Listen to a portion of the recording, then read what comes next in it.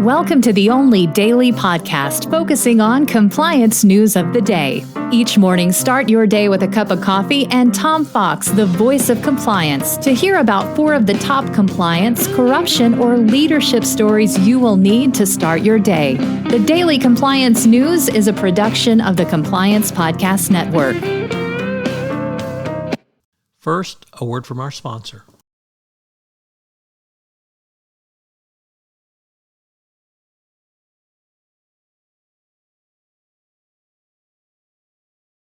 The Daily Compliance News for April 6, 2023, the Façade of Compliance edition. And we begin with that story from Compliance Week.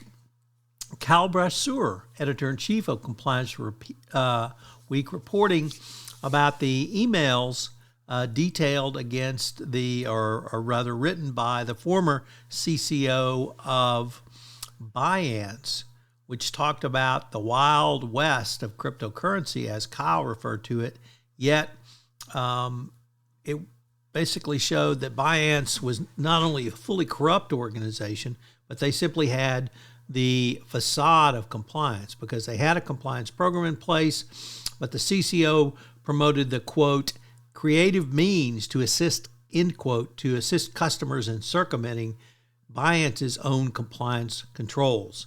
He did so because this was a business decision. Binance has a new chief compliance officer, but good luck convincing the CFTC, the SEC, or any other regulator that the company is serious about compliance. Next up, from the Washington Post, the FBI has seized the cyber crime marketplace Genesis Market as authorities believe the forum was linked which had a subscription service for hacked data, was operated out of Russia. And they took it down, and it was used by 80 million people. So congrats to the FBI and other law enforcement for taking down the cybercrime site. Next up, from Michael Volkov on his blog, Corruption, Crime, and Compliance, a deep dive into the Wells Fargo OFAC fine of $30 million to settle sanction violations.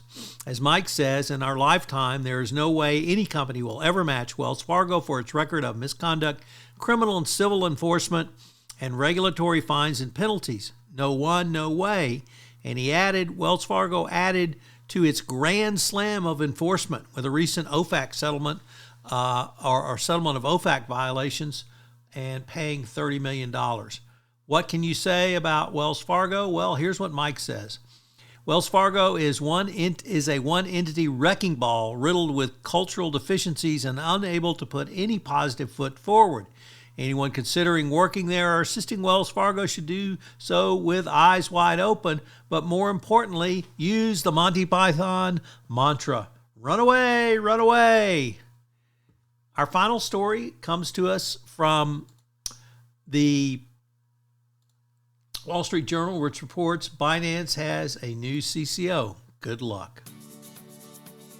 The Daily Compliance News is a production of the Compliance Podcast Network and a proud member of C-Suite Radio. Thanks so much for listening. I hope you'll join me again tomorrow.